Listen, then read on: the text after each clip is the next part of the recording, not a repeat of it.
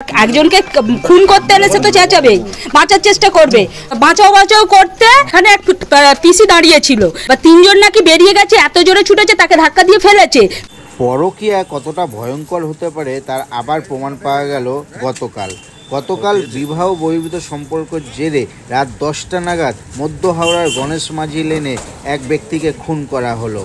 যেই ব্যক্তিকে খুন করা হলো সেই ব্যক্তি তার বন্ধুর স্ত্রীকে নিয়ে পালিয়ে গিয়েছিল, এমনটাই অভিযোগ। গতকাল রবি প্রসাদ তার বন্ধুবান্ধবদের নিয়ে আসে বিকাশ চৌধুরীর বাড়িতে। সেখানেই পুরনো শত্রুতার জেরে এই খুন বলে অনুমান করা হচ্ছে।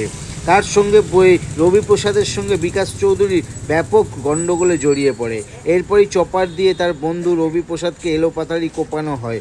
রবি দৌড়ে পালাতে গেলে সিঁড়িতে পড়ে যায়, সেখানেই তার মৃত্যু হয়। খবর পেয়ে ঘটনাস্থলে ছুটে আসে প্রাথমিক তদন্তে পুলিশ জানতে পারে রবি প্রসাদ তার বন্ধু বিকাশ চৌধুরীর স্ত্রীকে নিয়ে 9 মাস আগে পালিয়ে গিয়েছিল। এই নিয়ে দুই বন্ধুর মধ্যে শত্রুতা চরমে ওঠে।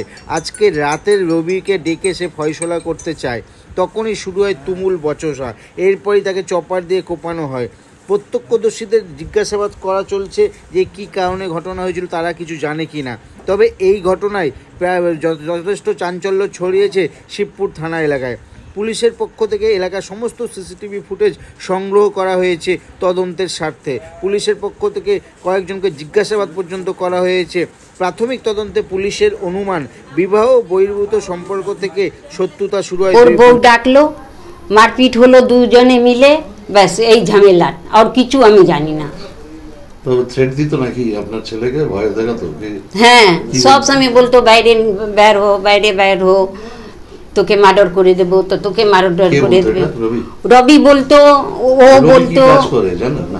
আমি জানি না দাদা রবি কি কাজ করে। আজকে খবরটা আপনারা পেলেন কিভাবে? কে বললো আপনাদের এই খবরটা আজকে এখানে গন্ডগোল হয়েছে? দাদা আমি এখন এসেছি, ওর জন্য আমি ঘরে থাকি না। আমার ছেলে জন্য সবসময় ভিডিও চালাই, ফোন চালাই। মিনা চৌধুরী।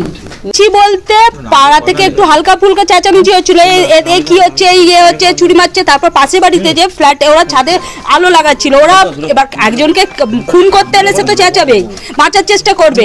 তখন এবার তাকে বাঁচাও করতে এবার সেও বেরিয়ে এসছে। এবার এখানে এক পিসি দাঁড়িয়েছিল এখানে, এবার তিনজন নাকি বেরিয়ে গেছে, এত জোরে ছুটেছে তাকে ধাক্কা দিয়ে ফেলে আবার তাকে ঘুরে এসে সরি বলে দিয়ে ছুটে বেরিয়ে গেছে। এবার এখন পাড়ার মধ্যে চেঁচামেচি হয়েছে, আমরাও সব বেরিয়ে এসেছি, এসে তারপর শুনছি এরকম মানে মার্ডার হয়ে গেছে।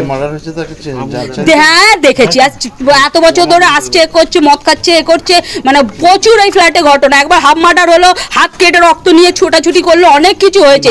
মামনি গায়ে রবি আসতো, মানে একদিন না মানে ঝামেলা করেছে স্বামী স্ত্রীর মধ্যে, মানে হোলিতে, তো রবিকে ডেকে মারপিট হলো।